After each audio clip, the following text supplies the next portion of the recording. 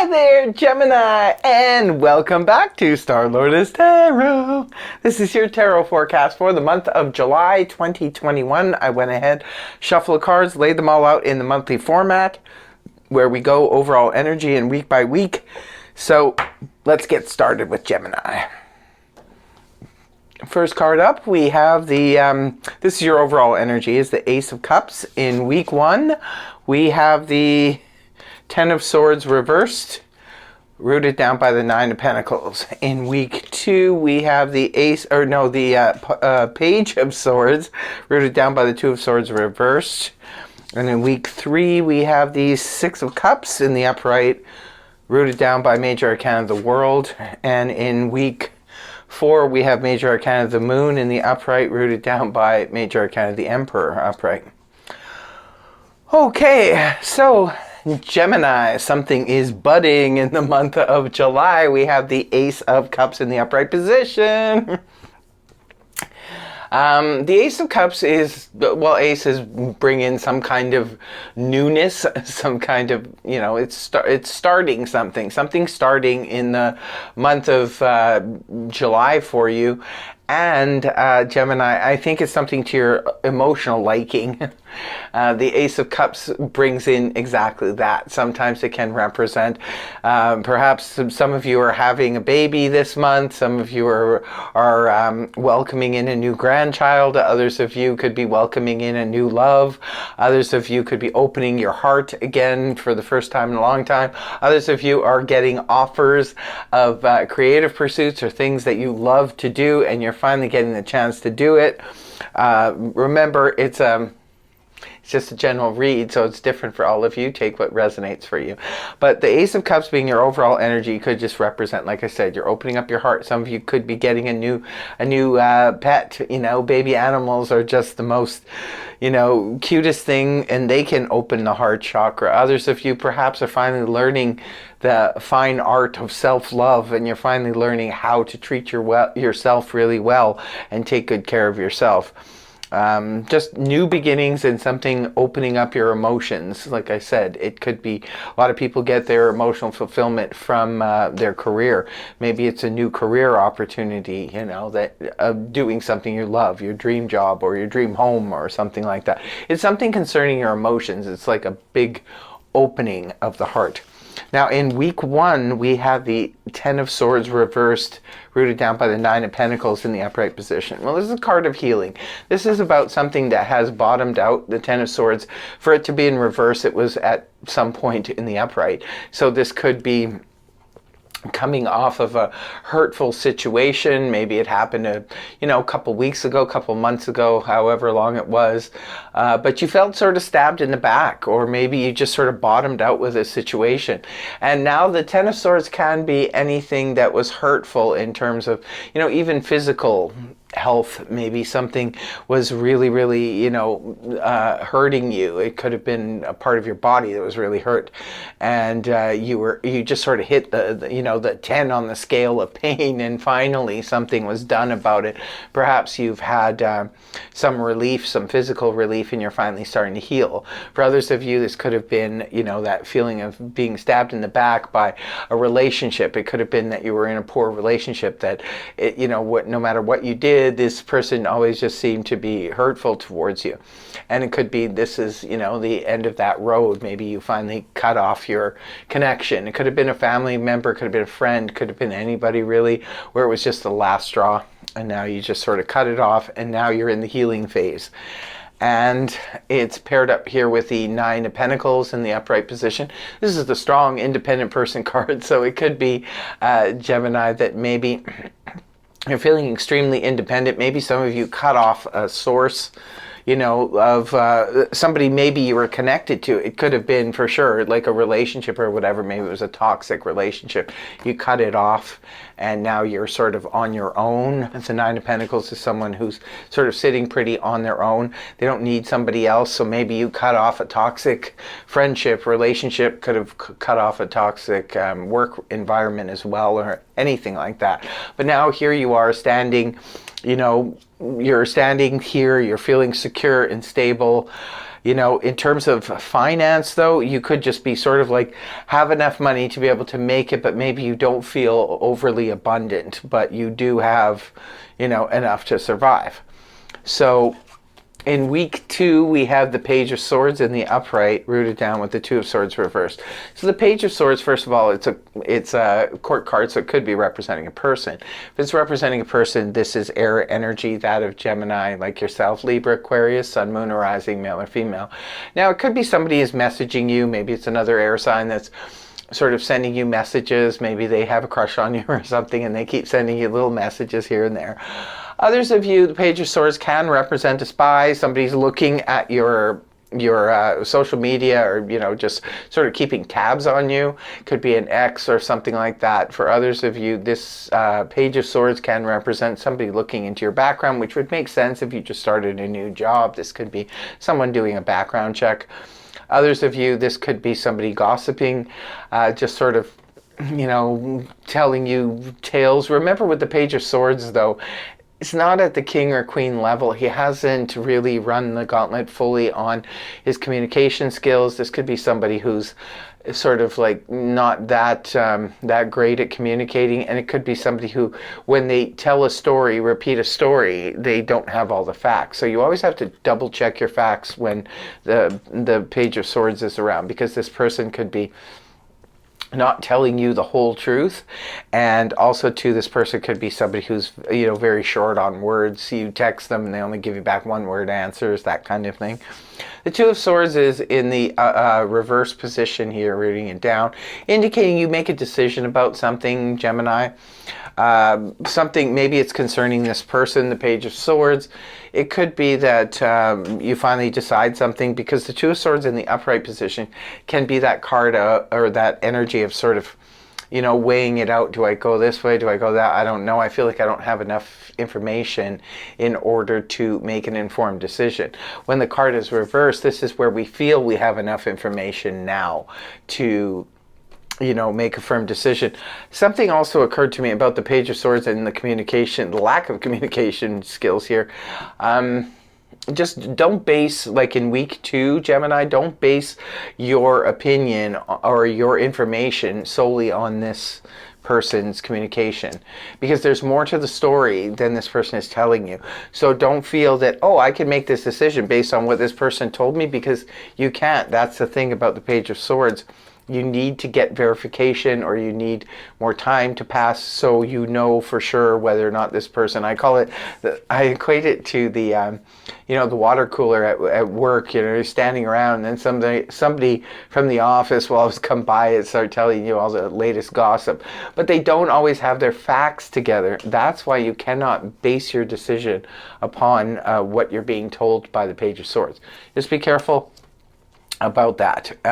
Also, too, remember, it is air energy, also Gemini energy.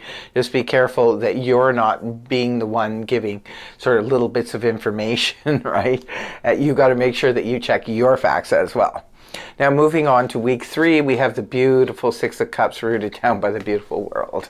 Okay, so the Six of Cups is the blast from the past card. This is longing for someone from the past. Maybe in week 3, you're going to be remembering somebody very fondly from the past. Maybe you reconnect with them. It could be, that energy is out there. Maybe they pop up on your Facebook page, or someone you might know, that kind of thing. Could be someone from your past that you always liked, and maybe it's time to reconnect with this person. Others of you, this could be getting together with a group of friends or something maybe that you haven't seen in a while, sort of playing Remember When, reminiscing about the good old days and that kind of thing. For others of you, this can be that sort of soulmate connection thing. The Six of Cups is known as the soulmate card. It could be that you're meeting someone who feels like someone from the past, or someone from the past, that person who got away from, when you were younger and you always wanted to, date that person in high school. They could be coming available again, and maybe you have that strong connection to them. For others of you, if this is someone new that you're meeting, it could be that they feel like someone from the past. Could be a past life connection. And it's rooted down here by the World in the upright position. This is the card of closing out a cycle of something. Maybe for some of you, you're closing out a cycle from the past. putting an end to it. Others of you, you could just be closing out a cycle in your life. Sometimes the world will come up when we're, say, doing something monumental, like such as, I call it my graduation card. Maybe some of you are graduating, from a course or something like that and moving into a job. Sometimes this is like we've had a long-standing business or what have you, and we're closing that out. Or we've been doing this for a career for so many years, and now we're closing that out. It's just time for it to come to an end. Sometimes this can be where we've been together with somebody forever, and it's just like, this is the end. It's not something that would be coming out of the blue in the world. This is already something that has already been in progress. If it's like, say, the end of a marriage, this could represent the divorce papers finally coming through. Or, if you lived in your house for 25 years, you're finally selling it and downsizing. This is signing the papers and moving on. For others of you, this is like maybe you've been single all your life and now you're going to get married, or, again, it's very hard with these general reads because everybody's got a different situation going on. If it's your reading, you will know because it will definitely resonate for you. And the last week, Gemini, you have the moon in the upright position, rooted down by the Emperor in the upright. The moon, Pisces energy here, is about something being shrouded in secrecy. Something isn't what you think it is. Now, that makes me go back to week 2 with the Page of Swords here, and making a decision based on some information that could be coming from the Page of Swords. This could be a younger person as well, because pages sometimes can be younger people. The moon is about having something shrouded in deception. Sometimes the moon can be self-deception, can represent deception coming from others. It can just be representing a misunderstanding of a situation. I feel it's pretty strong with the Page of Swords being here, and I'm just concerned in week 2 about you making a decision based on what the Page of Swords is maybe communicating here. And then in the end of the month, you see that maybe this information was misunderstood by you, or purposely you were deceived by this information to make a certain decision. Just be careful of that. It's very, strange what's happening here, because the moon does represent misunderstandings. It can represent deception, self-deception, deception coming from others. You need to listen to your intuition, Gemini, and don't, if somebody's trying to lead you down a certain path, make sure you know exactly. With this Ace of Cups being here, you could be overshadowed by your own emotions. Just make sure, Geminis are very intellectual, make sure you use your intellect in week 2, and do not be hoodwinked by anybody, because there is something strange going on that you're going to find out at the end of the month. And the Emperor is here. The Emperor is Mars-ruled energy, goes with the signs of Scorpio and Aries. So could be involvement there. We do see for signs, we see Pisces, Scorpio, Aries, and an air sign here. Gemini, Libra, Aquarius. But if that helps you at all. But the Emperor is mostly about control. Now, it's interesting that it's rooting down the moon here, because it could be there's a need to gain control over a situation. Maybe you really need to put your foot down here. You really need to jump on something, especially if you're, giving up anything like your emotions or something to somebody who could be, trying to mislead you. There's also this could be about business. This could be about finance or anything like that. So just be careful on that note.